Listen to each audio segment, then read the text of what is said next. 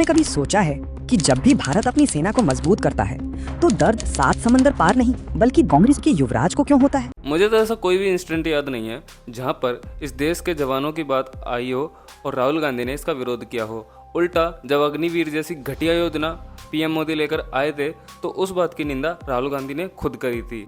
बात हो रही है ग्रेट निकोबार प्रोजेक्ट की, भारत का वो मास्टर प्लान जो चीन की समुद्री घेराबंदी को खत्म कर देगा। पहली बात तो चाइना ने कोई समुद्री घेराबंदी नहीं कर रखी। हर देश अपना व्यापार तो करता ही है, जिसके चलते जो रास्ता उनको अच्छा लगता है उस रास्ते का वो इस्तेमाल करते ही हैं। रही बात इस घेराबंदी को खत्म करने की, भले ही भारत इस प्रोजेक्ट के चलते इस आइलैंड पर मिलिट्री डिफेंस एस्टेब्लिश कर भी दे, लेकिन इसका मतलब ये नहीं है कि वो चाइना को तुरंत रोक देंगे। जब तक कोई मुख्य रूप से विवाद किसी देश के बीच में नहीं होता तब तक कोई भी देश किसी भी देश के ऊपर एकदम से हमला नहीं बोल सकता। का जलडमरू मध्य यानी स्ट्रेट ऑफ मलाक्का पर चीन का कब्जा बना रहे, क्या इसीलिए राहुल गांधी विदेशी ताकतों के हाथों की कठपुतली बन गए हैं? मलाक्का जलडमरू पर चीन का कोई कब्जा नहीं है।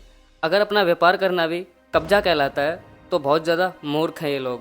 तथ्य समझिए, स्ट्रेट ऑफ मलाक्का से दुनिया का 29% तेल निकलता है। अगर भारत ने निकोबार में अपना ट्रांसशिपमेंट हब और मिलिट्री बेस बना लिया तो चीन की अर्थव्यवस्था की चाबी सीधे दिल्ली के हाथ में होगी। स्ट्रेट ऑफ हार्मुज ईरान के पास इतने समय से था, इतने सालों से था, तो क्या स्ट्रेट ऑफ हार्मुज ने अमेरिका की या किसी भी अन्य देश की अर्थव्यवस्था को काबू कर रखा था? 72,000 करोड़ का ये प्रोजेक्ट 50,000 भारतीयों को रोजगार देगा, लेकिन राहुल गांधी को चीन के नुकसान की चिंता सता रही है जब स्थानीय आदिवासियों ने खुद एनओसी दे दी है।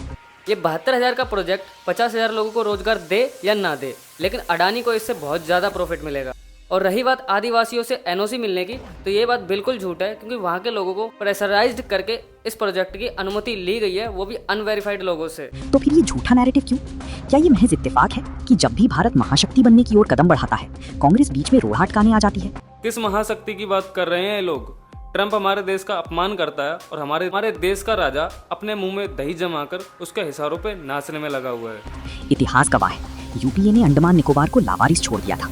इन मूर्खों को बोलो कि इसको लावारिस छोड़ना नहीं बल्कि कुदरत की बनाई हुई खूबसूरत चीज के साथ छेड़छाड़ ना करना बोला जाता है। राहुल गांधी जानते हैं कि अगर ये प्रोजेक्ट रुक गया तो चीन को अरबों का फायदा होगा।